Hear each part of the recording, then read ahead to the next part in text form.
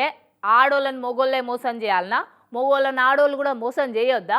పక్కా చేయొచ్చు అన్నట్టే అలెగ్జాండర్ ప్రపంచం మీద దండయాత్ర చేసినట్టు ఒక ఆమె మొగోళ్ళ మీద పెళ్లిళ్ళ పేరుతోటి దండయాత్ర చేసుకుంటూ పోతుంది.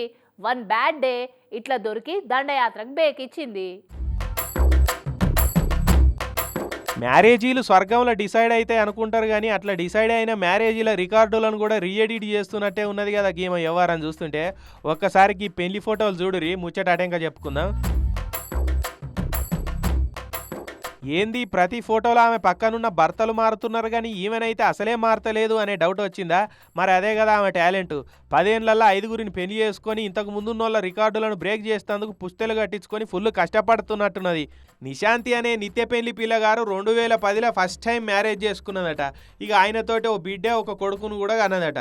కానీ ఆ విషయం దాచిపెట్టి ఇంకా 5గురిని పెళ్లి చేసుకున్నది. మంచిగా పైసలు ఉన్న వాళ్ళని చూసుడు, పెళ్లి చేసుకున్నాడు, 4-5 నెలలు కాపురం చేసి నాకు వేరే కాడ జాబ్ వచ్చిందని పైసలు నగలు పట్టుకొని ఉడాయించుడు, ఇదే పని చేస్తున్నదట. ఒకరికేమో నేను మెడికల్ కాలేజీలో MBBS చదువుతున్న డాక్టర్ అని చెప్పిందట, ఇంకోళ్ళకేమో గవర్నమెంట్ జాబ్ అని చెప్పిందట. ఇట్లా డాక్టరు, నర్సు, టీచరు, క్లర్కు అనుకుంటా మియా ఖలీఫాను మించిన క్యారెక్టర్ లేసి కథలు అల్లేదట.